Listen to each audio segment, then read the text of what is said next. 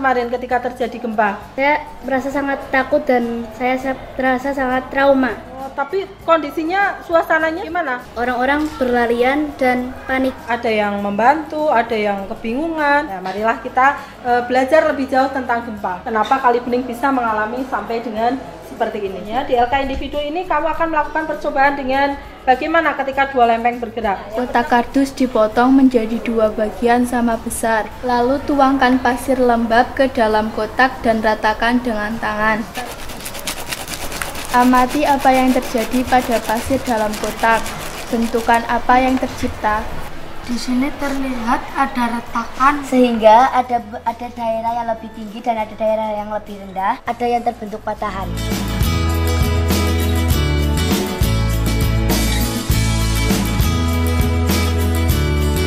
Siapa yang akan presentasi di kelompok ini? Saya. Ya. Ketika dua lempeng saling menjauh akan terbentuk jurang, palung laut, dan juga ada retakan. Dan ketika pasir diratakan lalu ditabrakkan kembali lempengnya, akan terbentuknya gundukan dan ada permukaan tanah yang lebih tinggi dan juga ada yang lebih rendah. Setelah kalian melakukan percobaan, kemudian melakukan presentasi dalam kelompok, selanjutnya kita akan memperagakan 4 lempeng sekaligus. Nanti langkah kerjanya, ikuti langkah kerja sesuai dengan lembar kerja sebelum ditarik dan ketika dilepaskan, apa yang terjadi dengan permukaan bumi.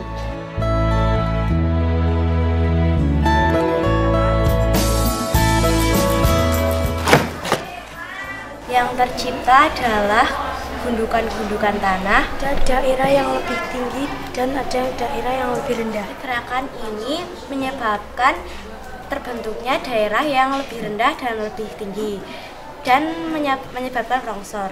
Hal ini seperti yang terjadi di Kali Bening. Setelah saya cari di sini, memang benar itu adalah lipatan tegak. Ciri-cirinya adalah tegak lurus terhadap bidang lipatan. Baiklah, selanjutnya kita akan melakukan peragaan tentang peristiwa gempa bumi.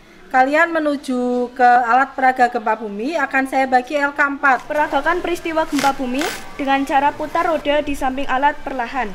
Dengan memutar roda perlahan, apa yang terjadi? Mengapa demikian? Langkah yang kamu lakukan merupakan simulasi gempa bumi sesungguhnya.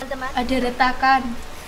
Dan rumah-rumah penduduk dan lingkungan sekitarnya menjadi hancur. Terjadi longsor, pepohonannya tumbang. Bagian sini akan terjadi gundukan. Setelah semua kegiatan kita lakukan, mulai dari tabrakan 2 lempeng, 4 lempeng, patahan lipatan, kemudian demonstrasi earthquake-nya, silahkan kamu lakukan kegiatan akhir. Kita akan melakukan pembuatan literasi informasi, yaitu apa yang kamu lakukan kalau mengalami gempa, kemudian apa saranmu pada pemerintah.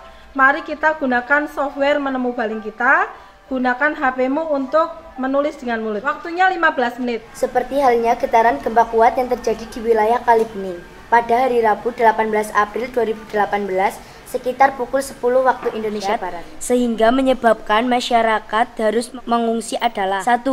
Menyediakan stok makanan. 2. Membuat daerah penampungan sementara. 3. Menyediakan obat-obatan. 4. Baiklah anak-anak, sekarang waktunya untuk presentasi. Nanti ada kelompok yang maju untuk membaling hasil tulisannya, kita dengarkan, kemudian nanti silakan kamu ajukan pertanyaan. Mari kita dengarkan bersama.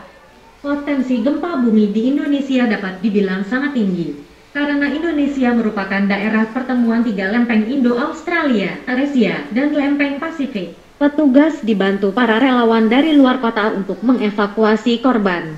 Kami dibawa ke pos bencana alam yang sudah disediakan.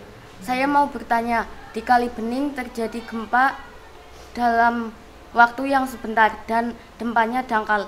Tetapi mengapa mengakibatkan kerusakan lingkungan yang parah? Daerah Kali Bening ada pada cekungan di sini. Dan batuan Plutonya sangat dekat dengan kerak bumi. Sehingga apabila ada penyusupan magma, daerahnya akan bergetar dan kerusakannya lebih parah daripada daerah yang di sini. Untuk pelajaran kita hari ini, sistem pernafasan pada manusia. Silakan memasukkan kapurnya ke dalam gelas elmaya. Ayo, silakan berdiri semuanya dan membantu teman-teman.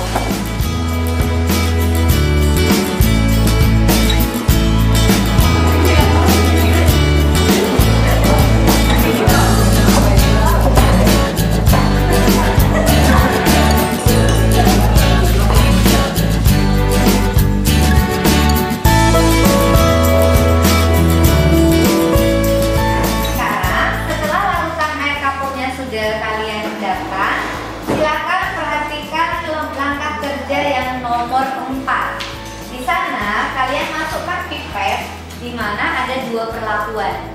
Hembuskan napas dengan menggunakan pipet.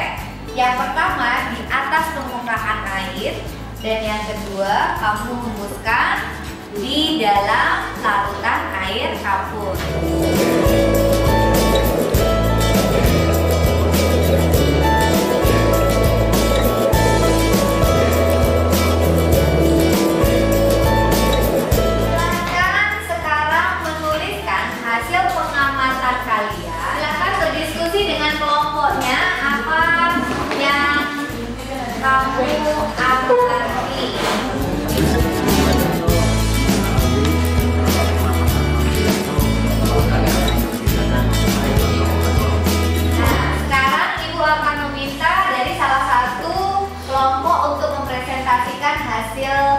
Yang sudah diselesaikan.